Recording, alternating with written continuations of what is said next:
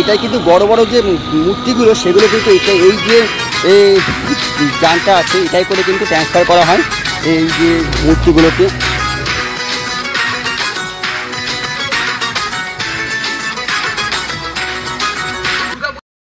Hello বন্ধুরা, welcome back my channel Mamita Prabhas. আর আমি প্রভাস চলে এসেছি একটা নতুন ব্লগ নিয়ে।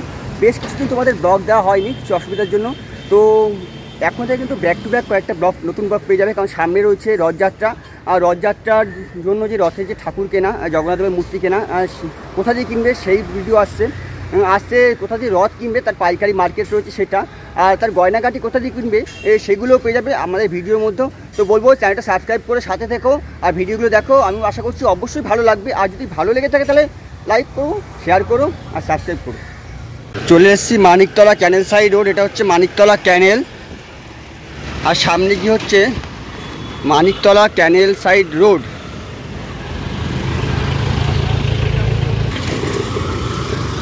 এটা হচ্ছে মানিকতলা ক্যানেল সাইড রোড। এগিয়ে যাবো একটু সামনের দিকে, সেখানে কিন্তু রয়েছে দ্বিতীয় কুমোরটুলি। তো হচ্ছে স্টল নাম্বার 38-এর সামনে, এখানে কিন্তু রথ তৈরি হচ্ছে। পরপর 42টা শিল্পালয় রয়েছে, আর প্রতিটা শিল্পালয়ে কিন্তু মূর্তি তৈরি হচ্ছে। তো যখন আমি দ্বিতীয় কুমোরটুলিতে এসেই পড়েছি, তো ভাবলাম যে সামনেই তো দুর্গাপুজো, আর মাত্র 3 মাস বাকি। তো তোমাদের দুর্গাপুজোর প্রস্তুতি পর্ব সেই ভিডিওটা দেখিয়ে দিই। তো চলো দেখা যাক দুর্গাপুজোর প্রস্তুতি পর্ব কেমন প্রস্তুতি চলছে এবছর দ্বিতীয় কুমোরটুলিতে, অর্থাৎ মানিকতলা ক্যানেল সাইড রোডের খালপাড়ের এই কুমোরটুলিতে।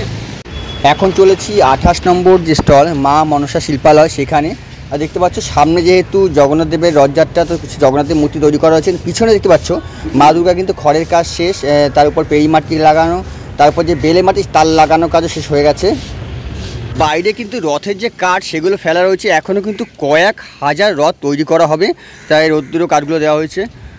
Stall number 10, stall number 9, stall number 9 কিন্তু চলছে দুর্গা প্রতিমা তৈরির কাজ।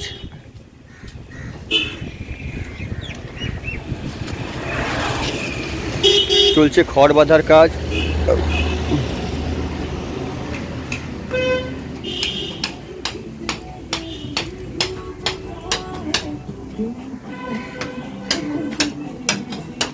যে 42টা শিল্পালয় আছে এই ক্যানেল সাইড রোডে, তার বেশিরভাগ শিল্পালয় কিন্তু এখন জগন্নাথ দেবের মূর্তি তৈরি হচ্ছে। তবুও যে শিল্পালয়গুলো মা দুর্গার মূর্তি তৈরি হচ্ছে সেখানে তোমাদেরকে নিয়ে যাব, দেখাবো সেখানে কেমন মা দুর্গার মূর্তি তৈরি হচ্ছে। আর এই জগন্নাথের ভিডিও কিন্তু আমার চ্যানেলে দেওয়া আছে, তোমরা চাইলে সেটা দেখতে পারো। চলে এসেছি ভারতী শিল্পালয়ে। এখানে বাইরে দেখতে পাচ্ছ মা শীতলা কিছু মূর্তি রং করা কাজ চলছে। শিল্পী তার নিপুণ হাতের ছোঁয়ায় কিন্তু মা শীতলা মূর্তিকে রঙের কাজ চলছে। রঙের আগে যে খড়িমাটি যে রঙটা করা হয় সেই কাজটা চলছে।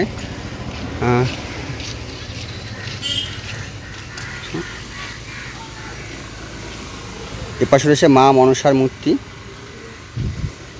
সেটি ভেতরের দিকে। এখানে কিন্তু দুর্গা মূর্তি গড়ার কাজ ইতিমধ্যে শুরু হয়ে গেছে।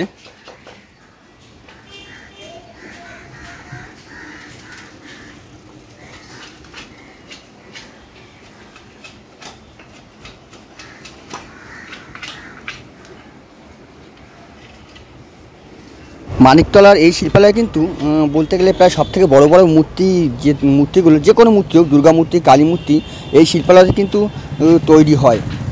তোমরা দেখতে পাচ্ছ মূর্তিতে কিন্তু খড়ের কাজ, যে তারপরে যে খড় মাটি তার কাজ, তারপরে বেলে মাটি তার কাজ হয়ে গেছে। এখন যে ফাটা ন্যাকড়া মারতে হয় যাতে ফাটাগুলো বোঝা না যায়, তার জন্য কিন্তু ফাটা ন্যাকড়া মারা হচ্ছে।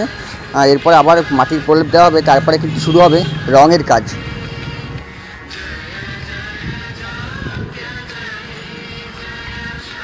তোমরা একটা জিনিস লক্ষ্য করবে, এই যে শিল্পালয়ে মা দুর্গার নিচে যে সিংহগুলো আছে সেগুলো কিন্তু এক এক রকম মূর্তিতে রয়েছে। নানা রকম সিংহ, এক একজন কিন্তু এক একভাবে হিংস্রতা দেখাচ্ছে। তোমরা দেখতে পারবে এখানে তোমাদের সামনে তৈরি করা রয়েছে সিংহের মূর্তিগুলো। শিল্পালয়ের বাইরে দেখতে পাচ্ছ মা শীতলার মূর্তি তৈরি করা হচ্ছে, আর তার মাথার উপরে রয়েছে কুলু আর একটা ঘর সাজানো রয়েছে। ভারতের শিল্পালয়ের ঠিক সামনে রয়েছে এই মূর্তিটা ডেলিভারি হবে 3 দিন পরে। তো দেখতে পাচ্ছ মূর্তিতে মাটির প্রলেপ লাগানো হচ্ছে। একটা কথা প্রচলিত আছে, রথ দেখতে গেলে কলা বেচাও হয়। তো সেরকমই আমিও কিন্তু রথ দেখতে এসেছি, আর রথ জগন্নাথ দেখতে এসে কিন্তু দুর্গাপুজোর যে প্রস্তুতি পর্ব সেটাও আমার দেখা হয়ে গেল, আর তোমাদের সঙ্গে সেটা আজকে শেয়ার করতে চলেছি। এই তো বলবো বন্ধুরা, ভিডিও শেষ পর্যন্ত দেখো, আশা করি ভালো লাগবে। আর যদি ভালো লাগলে অবশ্যই লাইক করো, কমেন্ট করে মতামত জানিও, আর সাবস্ক্রাইব করে পাশে থেকো। এই দেখতে পাচ্ছ ক্যানেল সাইড রোড, এটা হচ্ছে ক্যানেল সাইড রোড। আর এই রাস্তার পাশাপাশি কিন্তু দেখতে পাচ্ছ সব শিল্পালয়গুলো পরপর লাইনে দাঁড়িয়ে আছে। এখানে কিন্তু 1 থেকে 42টা শিল্পালয় রয়েছে, আর প্রত্যেকটা অকেশনে মানে প্রত্যেকটা উৎসবের সময় কিন্তু এখানে মানুষের ভিড় লাগে ঠাকুর আনতে। দুর্গাপুজো, কালী পুজো, লক্ষ্মী পুজো, যে কোনো পুজোই হোক না কেন, এখানে কিন্তু মূর্তির কয়েক হাজার মূর্তি কিন্তু এখানে তৈরি হয়। এখান দিয়ে কিন্তু সারা কলকাতা, আর এখানে আর কুমোরটুলি থেকে কিন্তু পুরো সম্পূর্ণ কলকাতা ছাড়া বাইরেও মূর্তি যায়। এখন কিন্তু বৃষ্টি নামতে পারে, তাই জন্য কিন্তু দেখতে পাচ্ছ মূর্তিগুলো এখানে প্লাস্টিক দিয়ে ঢাকা রয়েছে। এখানে সামনেও কিছু মূর্তি রয়েছে তৈরি করা, সেগুলো কিন্তু প্লাস্টিকে মোড়া রয়েছে। এগুলো কিন্তু বিশ্বকর্মা ঠাকুরের মূর্তি। এই সামনে যেহেতু বিশ্বকর্মা পুজো ও তারপরে গণেশ পুজো, তারপরে শুরু হবে আমাদের দুর্গা পুজো, তাই কিন্তু বিশ্বকর্মা যে মূর্তিগুলো সেগুলো কিন্তু প্লাস্টিকে মোড়া রয়েছে।